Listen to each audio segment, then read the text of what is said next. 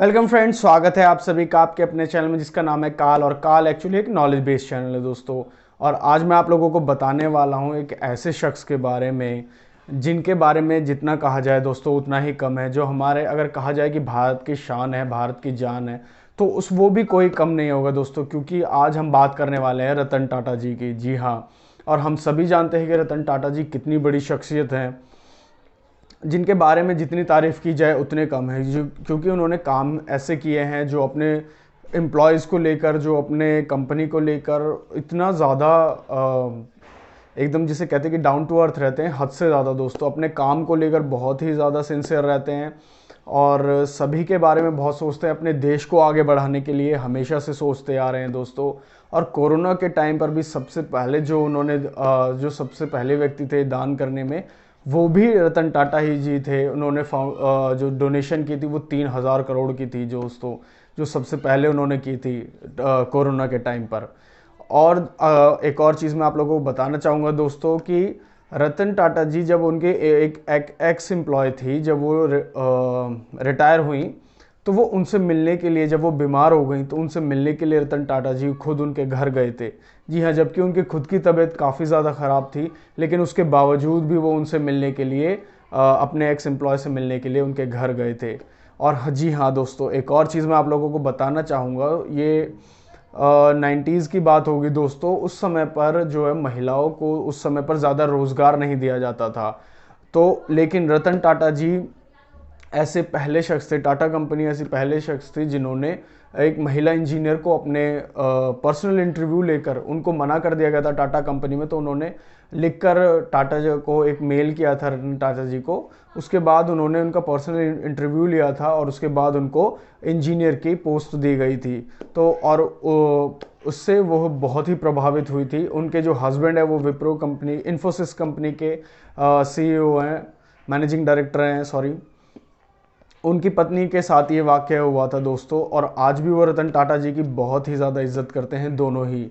और एक और चीज़ मैं आप लोगों को बताना चाहूँगा दोस्तों कि टाटा ग्रुप में सुई से लेकर दोस्तों स्टील तक, चाय से लेकर 5 स्टार होटल तक, और नैनो कार से लेकर हवाई जहाज़ तक, लगभग 100 कंपनियां टाटा ग्रुप के अंडर आती हैं जो ये सारी चीज़ें बनाती हैं दोस्तों। और रतन टाटा जी बहुत ही ज़्यादा डोनेशन करते हैं और इसीलिए वो दिल के भी बहुत अच्छे शख्स हैं दोस्तों। और आज मैं उनकी ही लाइफ की एक स्टोरी आप लोगों के साथ शेयर करने वाला हूँ। रतन टाटा जी बात उस समय की है दोस्तों कि जब रतन टाटा जी ने अपने टाटा ग्रुप से एक कार बनाई थी। पहली कार जो टाटा कंपनी की सबसे पहली कार जो थी वो थी टाटा इंडिका। जी हाँ, टाटा इंडिका बनी थी। टाटा इंडिका को लेकर उनकी बहुत ही उम्मीदें थी दोस्तों, लेकिन टाटा इंडिका इंडिया में ज़्यादा खास चल नहीं पाई दोस्तों, जिसकी वजह से थोड़ा मतलब नुकसान भी हुआ रतन टाटा जी को, टाटा ग्रुप को, और वो गाड़ी ज़्यादा चल नहीं पाई।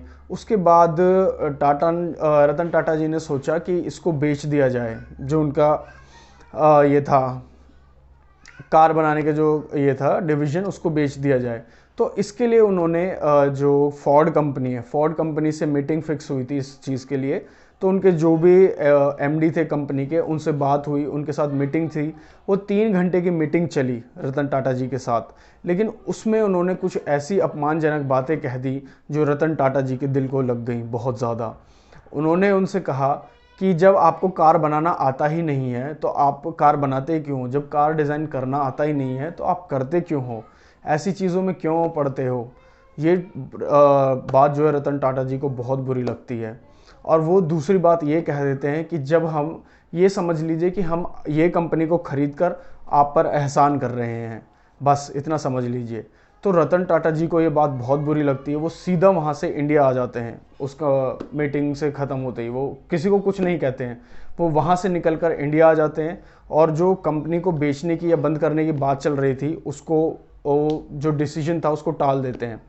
और उसके बाद वो अपने डिज़ाइन को बेहतरीन करते हैं, जो खामियां थी उनको सुधारते हैं, और धीरे धीरे धीरे धीरे धीरे धीरे करके जो थी टाटा कंपनी अपने धीरे धीरे करके आगे बढ़नी शुरू हो जाती है। जो टाटा जैसे कार्स थी, फिर टाटा इंडिगो मांजा आई, बहुत सारे टाटा सफारी आई, उसके नए वर्जन्स आते गए। अब तो आप देखते हैं टाटा नेक्सॉन है, हेक्सा है, काफ़ी सारी अच्छी अच्छी कारें हैं, और इसके बाद टाटा ने कभी पीछे मुड़कर नहीं देखा।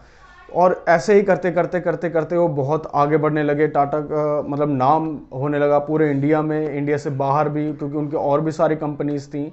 अब 2008 का समय आया दोस्तों। 2008 का समय जो था वो बहुत ही ज़्यादा मंदी का समय था। पूरी दुनिया पर मतलब काफ़ी ज़्यादा ये मंदी का असर हुआ था, और इसी में ही फोर्ड कंपनी भी आ गई दोस्तों। फोर्ड कंपनी पर भी मंदी का बहुत ज़्यादा असर हुआ, जिसके चलते फोर्ड कंपनी को अपने दो ब्रांड जो थे, कार ब्रांड, वो बेचने पड़े, जिनका नाम था जैगुआर और लैंड क्रूज़र। जी हाँ, और ये खरीदने के लिए खुद हमारे रतन टाटा जी तैयार हो गए।